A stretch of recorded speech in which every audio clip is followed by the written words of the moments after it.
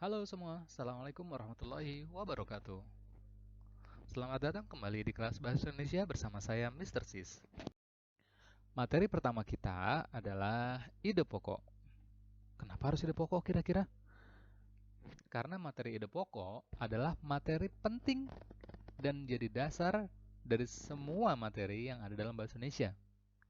Materi ide pokok ini juga keluar dari semua jenjang, Kak. Jenjang SD telah mulai dari kelas 4, 5, dan 6, jenjang SMP 7, 8, 9, bahkan kelas 10, 11, 12 untuk kelas SMA-nya, untuk jenjang SMA-nya. Nah, jadi materi ini cukup penting untuk dibahas karena ini akan menjadi dasar dari semuanya. Mudah-mudahan dengan kita membahas ini, nanti untuk kedepannya, semua materi yang akan berlangsung terlihat lebih mudah nantinya ya. Amin ya rabbal alamin. Baik, yuk kita kenalan dengan yang namanya ide pokok. Ide pokok paragraf adalah pikiran utama dalam suatu paragraf. Ide pokok paragraf bisa juga berarti inti bahasan dari suatu paragraf. Terkadang dalam sebuah soal, kata ide pokok muncul dengan bahasa yang berbeda. Ada yang mengatakan bahwa ide pokok adalah gagasan pokok, ada yang bilang sebagai gagasan utama, kalimat pokok, atau kalimat inti. Yang pada dasarnya semuanya adalah hal yang sama, adalah inti dari suatu paragraf. Namun jika ada yang bertanya, apakah ide pokok bisa disebut dengan kalimat pertama, Mister? Kira-kira jawabannya bisa atau tidak? Jawabannya tidak bisa ya, Kak. Karena kalimat pertama belum tentu menjadi ide pokok dari sebuah kalimat. Kenapa kira-kira? Kenapa ide pokok tidak bisa disebut dengan kalimat pertama? Apakah ide pokok ada letak lain selain di awal, Mister? Tepat sekali, Kak. Pada dasarnya, berdasarkan ide pokoknya, sebuah ide pokok itu terbagi menjadi 3 bagian, Kak. Ada yang disebut dengan deduktif, ada yang disebut dengan induktif, dan satu lagi disebut dengan campuran. Apa sih bedanya kira-kira? Yuk, kita kenalan lebih jauh lagi, Kak. Untuk yang masih ngantuk-ngantuk atau sudah mulai bosan, silahkan cuci muka dulu ya, Kak. Yuk, yang pertama, deduktif. Deduktif adalah paragraf yang ide pokoknya berada di awal kalimat. Sedangkan induktif adalah paragraf yang ide pokoknya berada di akhir kalimat. Untuk campuran sendiri bukan di tengah ya, Kak, melainkan ada di awal, juga ada di bagian akhirnya. Seperti itu, Kak. Nah, kalau tips dari Mister sendiri, Mister biasanya menghafalkannya dengan cara seperti ini. Dalam alfabet, deduktif dan induktif diawali dengan huruf yang berbeda. Deduktif diawali dengan huruf D, sedangkan induktif diawali dengan huruf I. Nah, kalau dalam alfabet sendiri, huruf D dan huruf I lebih dahulu yang mana, Kak? Yap, betul sekali. Diawali dengan huruf D. Berarti deduktif itu ada di awal, sedangkan induktif ada di bagian akhir. Ini sih tips kecil yang biasa Mister pakai untuk menghafalkan suatu materi. Kita lanjut ya, Kak. Oke, kasih contoh dong, Mister. Siap, yuk kita kenalan sama deduktif dulu, Kak. Ini adalah salah satu contoh paragraf pendek yang kita ambil dari sumber-sumber yang ada, Kak.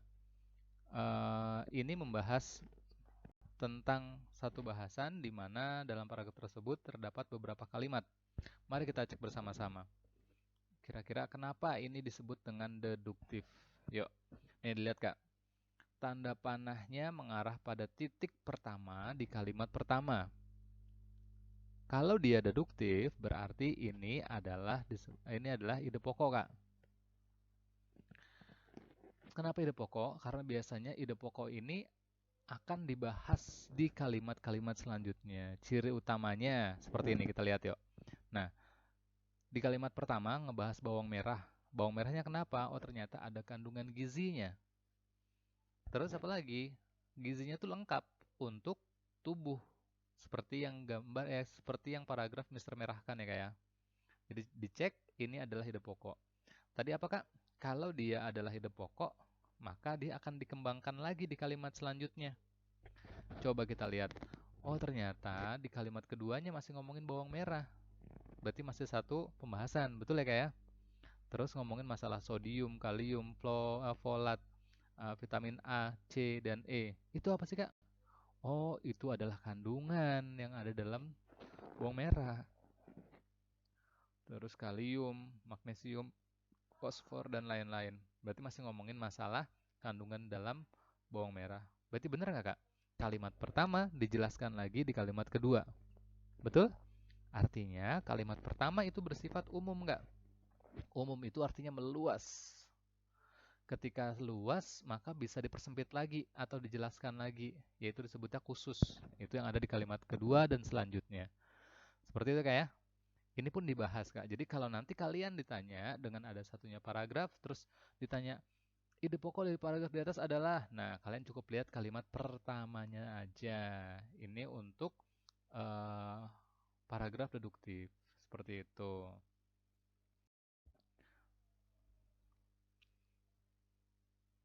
Nah, kalau induktif, itu kebalikannya, Kak.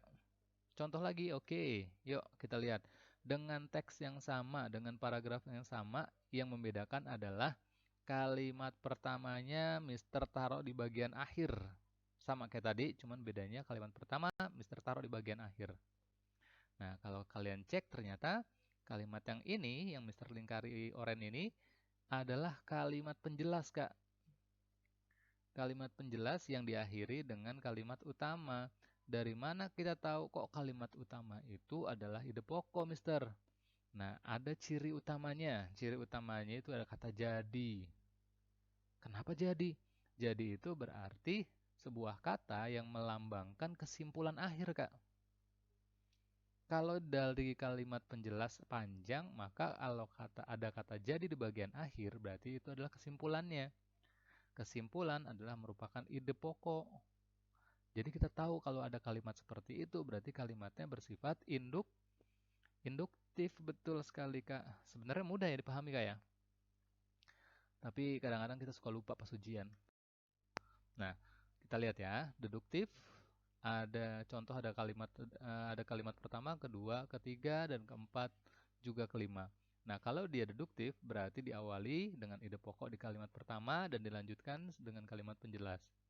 Sedangkan jika dia adalah induktif, maka kalimat pertama, kedua, ketiga, keempat adalah kalimat penjelas dan diakhiri dengan ide pokok. Kurang lebih seperti itulah. Tidak terlalu banyak dibahas karena memang jarang keluar juga.